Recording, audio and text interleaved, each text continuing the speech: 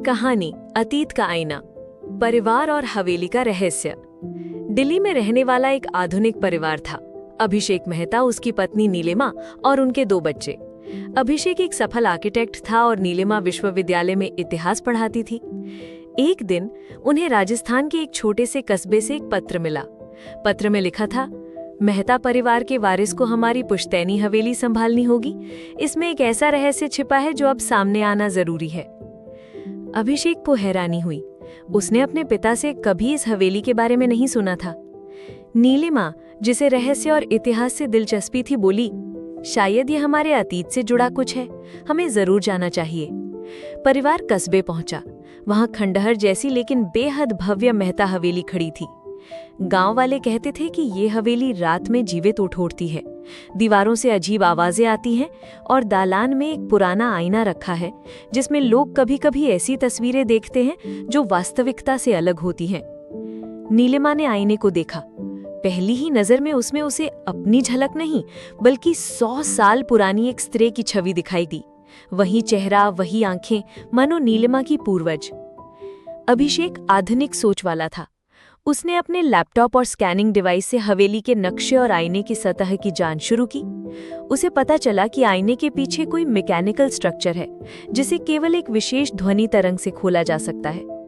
नीलिमा ने अपने इतिहास की किताबों से पता लगाया कि मेहता परिवार कभी राजघराने के लिए गुप्त खजाने और पांडुलिपियों की रक्षा करता था।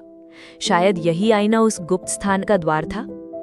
रात को बच्चों ने खेल खेल में आईने के सामने एक पुराना राजस्थानी लोकगीत गुनगुनाया। तभी आईने की सतह कांपने लगी और उसके पीछे एक गुप्त द्वार खुल गया। अंदर एक छिपा हुआ कक्ष था। दीवारों पर पुराने ग्रंथ, चित्र और एक धातु का डिब्बा रखा था। डिब्बे में एक पांडुलिपि थी जिसमें लिखा था, मेहता परिवार की अगली पीढ़ी ही इस ज्ञान को उजागर करेगी। ये ज्ञान केवल आधुनिक दिमाग और प्राचीन समझ के मेल से काम करेगा। पांडुलिपि में एक वैज्ञानिक सूत्र और साथ ही तंत्र मंत्र जैसी श्लोक पंक्तियां लिखी थी। नीलिमा ने उन पंक्तियों का अर्थ निकाला और अभिषेक ने उस सूत्र को कंप्यूटर सॉफ्टवेयर से जोड़ा। दोनों के मेल से उन्हें पता चला कि ये कोई साधारण खजाना नहीं बल्कि भविष्य का अनुमान लगाने वाली एक प्राचीन गणना प्रणाली थी। कुछ वैसा ही जैसे आज का एआई और बिग डेटा एनालिसिस करते हैं। यानी प्राचीन राजघराने ने सदियों पहले एक ऐसा सूत्र खोजा था जिससे आने वाले समय की सामाजिक और राजनीतिक हलचलों का अनुमान लगाया जा सकता था। अब सवाल था कि क्या वे इस खोज को दुनिया के सामने लाएं? बच्चे चाहते थे कि ये रहस्य सबको बताया जाए, लेकिन नीलिमा बोली कि हर ज्ञान सबके लिए नहीं होता, इसे सुरक्षित रखना ही हमारी जिम्मेदारी है।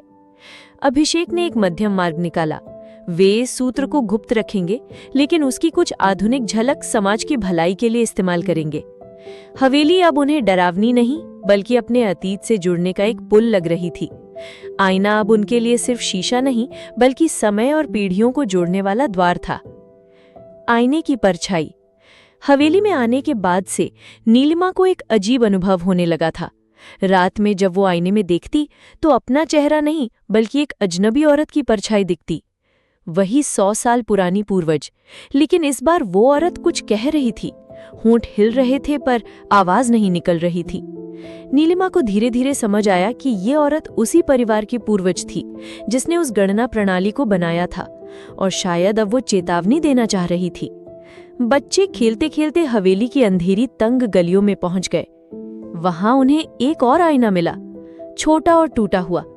जब उन्होंने उसमें देखा तो अपनी परछाई की जगह खुद को भविष्य की हालत में देखा। बेटा अध उम्र में, आंखों में डर और अकेलापन, बेटी उदास और वीरान हवेली में अकेली। बच्चे चीख पड़े। अब ये साफ था कि ये हवेली और इसके आईने सिर्फ अतीत ही नहीं भविष्य भी दिखाते थे। अभिषेक ने हवेली के तहखानों की जांच शुरू की। वहां उसे एक लोहे का दरवाजा मिला जिस पर अजीब से संस्कृत श्लोक खुदे थे। नीलिमा ने उनका अर्थ निकाला। ज्ञान ही शक्ति है, पर यह शक्ति अगर गलत हाथों में जाए तो विनाश बन जाती है। दरवाजा खोलने पर अंदर एक और कमरा मिला जिसमें काले धुएं जैसे निशान, पुरानी जंजीरें और एक विशाल टूटा हुआ आईना था। गांव के पुजारी ने बताया कि ये हवेली कभी सिर्फ ज्ञान का केंद्र नहीं थी। यहाँ अघोरी साधक भी रहते थे जो इसी आईने से भविष्य बदलने की कोशिश करते थे, लेकिन गलत प्रयोग से आईना शापित हो गया। अभिषेक ने उस कमरे को बंद करने की कोशिश की, पर तभी आईने में से परछाई निकलकर वास्तविक दुनिया में उतरने लगी। वो औरत जो पहले नीलिमा को दिखती थी, अब सामने खड़ी थी। चेहरा नीलिमा जैसा, लेकिन आंखें लाल और भयावा। वो बोली, तुम्हें लगता है तुम इस ज्ञान को संभाल सकते हो? ये शक्ति सिर्फ हमारी है।